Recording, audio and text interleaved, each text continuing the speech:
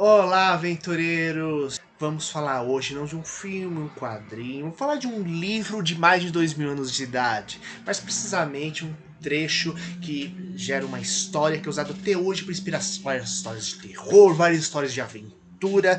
Estamos falando da história de Sansão, que pega os capítulos 13 a 16 do livro bíblico de Juízes. Eu sou o Luiz. Bem-vindos ao Monstros e Aventuras. Eu queria muito tempo fazer esse vídeo para vocês, só que precisava de ter todo o caprichinho possível necessário. Então, primeiramente, a gente tem que lembrar, né, que Dagon é usado diretamente como vilão de uma série de histórias, o deus monstro peixe, usado pelo Lovecraft. E aqui temos justamente os cultistas de Sansão, lembrando que, mais precisamente os cultistas de Dagon, lembrando que Dagon foi uma divindade que realmente pegou, era cultuada pelo povo filisteu, que inclusive tem origem marinha quando a gente pega a arqueologia, né? E Sansão é um herói que inspirou vários outros heróis, tanto que o Superman é inspirado no Sansão, tivemos um seriado chamado O Jovem Sansão, que é inspirado diretamente nisso, né? No qual, que é inclusive uma das inspirações do He-Man, com direito a ele transformar no desenho do Jovem Sansão em leão, um cachorro de estimação que ele tinha para poder pegar e ser o gato guerreiro de combate dele, né?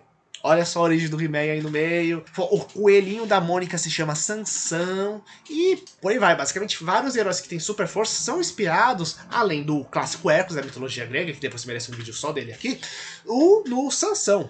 Então, como ele é menos comentado, então vamos falar desse herói bíblico que é extremamente importante e que gera, na minha opinião, um dos melhores filmes clássicos antigos que tem, né? Inclusive é do mesmo autor do clássico dos 10 Mandamentos. Primeiramente, o livro de Juízes ele tem esse nome por causa que ele é um período onde Israel não tinha rei, então não era exatamente um grande povo unido, mas tínhamos várias cidades, o pessoal dividido, várias guerras ternas pelo poder, várias ameaças, e você acabava tendo líderes locais que eram grandes heróis que faziam fama e por isso governavam durante um determinado período, virando autoridade dentro da região. Então eles eram chamados de juízes, Shoftim. Dentro desse livro temos capítulos 13 a 16, no qual temos o Sansão e começa pelo nascimento de Sansão. Mais precisamente, temos um casal que não consegue ter filhos, que é da tribo de Dan, que é justamente a tribo que forjou todas as peças de ouro que estão envolvidos com a Arca da Aliança na época do Êxodo, né? Então meio que são os ourives da Bíblia. E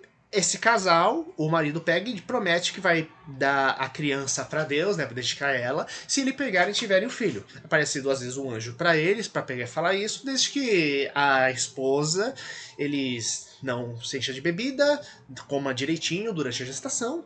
E uma coisa importante, quando a criança nascer, ela nunca vai poder cortar o cabelo, porque o cabelo vai ser o símbolo da promessa dele. Então, primeira coisa, já quebrando a primeira base, né, que os poderes de Sansão estão no cabelo. Bem, mais ou menos. Na verdade, o cabelo é um símbolo da promessa. Cortar o cabelo é quebrar a promessa justamente que foi feita desde o nascimento dele, além de ser um símbolo, já que todo mundo vê o cabelão dele, né, como uma pessoa que é dedicada a Deus, né? Então ele é um símbolo quase do poder divino sobre a Terra, né? Então, por causa disso, Deus pega e o Espírito Santo preenche ele de poder quando necessário. E vamos discutir um pouquinho isso mais pra frente. Então, Sansão cresce, vira um jovem forte, saudável, e ele se apaixona por uma Steia. E os filisteus, teoricamente, eram um povo que oprimiam Israel. É como se as cidades de Israel, várias, tivessem que pegar e pagar tributo e serventia justamente ao pessoal filisteu lá dentro. Uma coisa meio domínio Império Romano, se a gente pensar, fazendo só uma comparação geral, não direta, gente, tá? Então, ele acaba se apaixonando, então, por uma garota entre os filisteus. E no trajeto entre a cidade da garota e dos pais dele, ele acaba lutando contra o leão morre, ele continua lá no meio do trajeto que a gente já faz e acaba formando uma colmeia justamente no leão. Lembrando que justamente temos aquele conceito local onde brota leite e mel, justamente por causa dessas colmeias que se formavam por aí, né? Sendo fácil de você pegar o favo para você pegar e chupar o mel, né? Se você não pega, adora aquele mel, e quando ele vai pra... ele faz isso, ele tá indo pra cidade justamente pra uma comemoração junto meio que os amigos, parentes da moça, parentes dos familiares, etc. Ele vai lá, propõe uma adivinha dizendo, ó, se eu ganhar a adivinha, vocês vão ter que pegar e me pagar uma série de roupas novas, senão eu vou fazer o inverso. Vocês topam? Eles disseram, ok, vamos adivinhar. Então, do que cobre saiu a comida, do que era forte saiu a doçura. Aí então ninguém consegue entender aquilo direito. Então, o que eles fazem? Eles ameaçam a esposa dele, a noiva dele, de queimar ela e a família dela se eles não tivessem a charada. Ela acaba passando, né? Tipo, gente bonzinha, vamos botar fogo na sua família se isso acontecer. Amigos da família, muito gente fina, né? Então, eles conseguem achar a adivinha. Sansão descobre que ele foi trapaceado. E no primeiro surto de fúria deles, e você até entende, pelo fato de que eles ameaçaram matar a esposa dele e botar fogo na família, ele pega, mata 30 habitantes lá da região, lá do pessoal de onde viviam esses amigos da garota, e traz as roupas dele para pegar e dar de presente para eles no banquete. O que acontece, naturalmente, a noiva deixa de ser Sansão, passa para outra pessoa, e ele completa o estrago no surto de raiva dele, já mostrando que o cara, ele tinha inteligência, ele tinha super força, só que realmente controle emocional zero.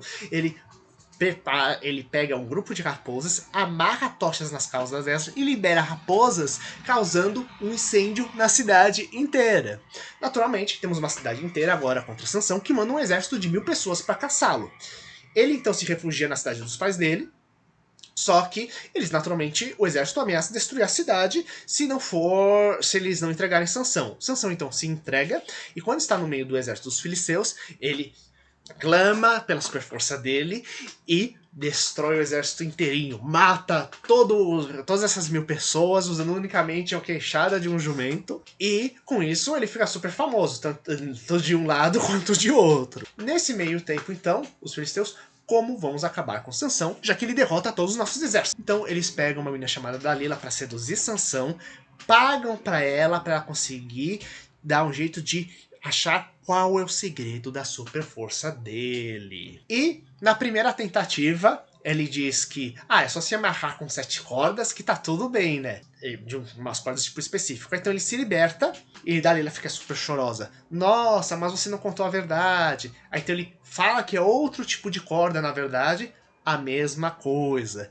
Aí então ela insiste de novo, aí então você já vê que ele começa a ceder, já que ele fala que basta amarrar os fios do meu cabelo dentro de um fio de tear, que vai estar tudo bem. Aí então a gente tem a cena do Sansão acordando de repente, avisado pela Dalila, e quebrando as amarras onde estava amarrado o cabelo dele, né? E você pensa até onde aquela cena do Superman 4, onde tem um peso gigantesco que é amarrado por um fio de cabelo no museu, que é o fio de cabelo do Superman, para mostrar o nível de força do Superman, não teria sido inspirado dessa cena, inclusive, do Sansão. E a gente vê uma coisa muito importante. Sansão, ele é um cara forte, mas a super força dele não é uma coisa contínua, é algo que ele clama, que ele invoca, que venha chamado dele por espírito divino. Então, é uma manifestação da conexão dele com a divindade e que não é uma coisa contínua, uma coisa que realmente vem para ele. Se a gente pensar, a gente pode comparar um pouco na ideia de guerreiros berserkers, que quando tinham a super força, e quando entravam em fúria, eles se transformavam e tinham super força. Ou no He-Man, que clama pelos poderes de Grayskull para se transformar. Mesmo, curiosamente, o desenho do jovem Sansão, ele tinha os braceletes mágicos que absorvia poder e transformava ele. Então, Sansão, ele meio que ele é envolvido pelo poder do Espírito Santo, e assim ele ganha a super força temporariamente quando necessário. E é claro que quando ele finalmente raspa o cabelo, a promessa quebrada. E não simplesmente porque rasparam o cabelo dele. A gente tem que lembrar também uma coisa. O Sansão que orientou como fazer isso. Então ele, mesmo que indiretamente, ele pegou e falou para cortar. Indiretamente orientou a cortar o cabelo dele. E é interessante, né, que mesmo desde o início ele tava dando algumas pistinhas pra Dalila, só que tentando despistar, já que é falado que ele tem 7 tranças no cabelo, né, e primeiro fala, tem que me amarrar com 7 cordas, depois começa a já dar uns sinais, tem que amarrar o meu cabelo aqui, que prende minha força, até que finalmente ele acaba mostrando o segredo dele, né, e mostrando como ele realmente é muito manipulável emocionalmente. Ele, apesar de ser inteligente, apesar de ele ter uma força divina, apesar de ser extremamente dedicado, ele não tem controle emocional. E essa que é a grande chave dele. Tanto que é bem interessante quando a gente pensa vários heróis modernos, né, que tem super força, super poder, tudo mais, né, que realmente a questão do emocional é como os vilões conseguem muitas vezes pegar e vencer e derrubar esses heróis, né? E como eu acho isso fundamental e ainda eu acho que tem muito potencial para ser trabalhado dentro de múltiplas histórias, como eu vou comentar para vocês. Então, ele acaba sendo preso, ele é cegado. Então, se ele já era cego para Dalili, para certas coisas que aconteciam, né? E mesmo para os problemas emocionais dele, então ele vira um cego literal e fica escravizado pelos filisteus, tendo que moer fazer parte de mover um moinho continuamente, né? Então a gente pode pensar até onde, inclusive, isso retorna ao fato de que, ao invés de eu mato o meu adversário, eu humilho o meu adversário mais poderoso para mostrar para todos como eu sou mais forte do que os outros, que isso aparece logo no primeiro capítulo do livro de Juízes, que se quiser eu posso no futuro comentar mais para vocês, no qual tínhamos um rei chamado Naiberek, que ele justamente escravizava outros reis. Ele, quando vencia os outros reis, ele botava os reis como servos, escravos pessoais dele dentro do palácio, para pegar, humilhá-los e mostrar o grande poder que ele tinha. Sansão fica desse jeito, só que é falado que o cabelo dele volta a crescer. Que pode parecer uma besteira, ou meio do tipo, mas o cabelo vai crescer mesmo. Só que temos que pensar o seguinte: isso significa que o Sansão não voltou a cortar o cabelo, não quebrou de vez a promessa dele, ele voltou a ser uma pessoa dedicada, querendo se dedicar a Deus, e nesse período onde ele ficou preso, cego, ele conseguiu pegar e não ser manipulado novamente, nem cair novamente na história para poder pegar e ser controlado de novo, ou sacaneado por algum outro prisioneiro, por algum outro guarda do tipo. Então, quando finalmente temos um momento onde Sansão vai ser exposto para todo mundo no meio do templo, ele é colocado bem perto de onde estão as colunas principais do templo, logo aquelas que sustentam o templo, né? Ele percebe isso, conversa com... A gente pode pensar até onde ele já ouvia, já tinha ouvido falar de onde ia ser colocado, tudo mais, sabia da estrutura do templo, até onde foi inspiração de vida nele. Ele fala que ele, eu só quero me apoiar nas colunas, porque sabe que eu estou cego, tudo mais, né? E ele aproveita, clama o poder divino para destruir as colunas e assim desabar o templo. Lembrando que como ele estava no meio do templo, das colunas, ele sabia que ia ser morto por causa disso, e mesmo assim, ele fez isso justamente para pegar e derrubar aquele pessoal que estava se humilhando para ele, e mais precisamente, ele não estava simplesmente humilhando ele. Eles estavam humilhando o grande herói da cidade de Israel, mostrando o poder dele sobre outra cidade, né? Então, isso foi uma forma de pegar e destruir, ajudar a destruir a opção que a cidade natal dele e da família dele sofria por causa daquele grupo que justamente cultuava o Dagon bem no meio principal do Dagon. Então, a gente já vê no meio dessa história toda, uma série de coisas interessantes, né? Essa conceito de cultistas de Dagon sendo os manipuladores, traiçoeiros, botam fogo nas pessoas, essa questão do grande templo de Dagon. A gente vê como vários desses elementos, lembrando que era uma religião própria da época, de um povo, que tinha um contexto específico, estamos falando em questões de conceitos de história e narrativa aqui no meio, mas como essa questão da história acaba sendo, de como é escrito o pessoal do cultuador do Dagon, é utilizado até hoje para você pegar e montar os cultistas malignos do mal, né? Malignos do mal. Que você vê muitas vezes descrito nas histórias do Dagon hoje em dia, né? Principalmente naquelas histórias de terror. E o Sansão, a gente vê vários momentos onde temos justamente vários elementos interessantes que são usados na história até hoje, inclusive porque, sancionismo é um termo real que fala de uma condição psiquiátrica real, que justamente inspirado no Sansão. Por quê? Porque sancionismo é quando a pessoa, num surto de raiva, adrenalina, aumenta muito a força dela. Tanto que você precisa de várias pessoas para ter. Então, isso acontece em certos quadros psiquiátricos, onde a pessoa entra em fúria extrema, né?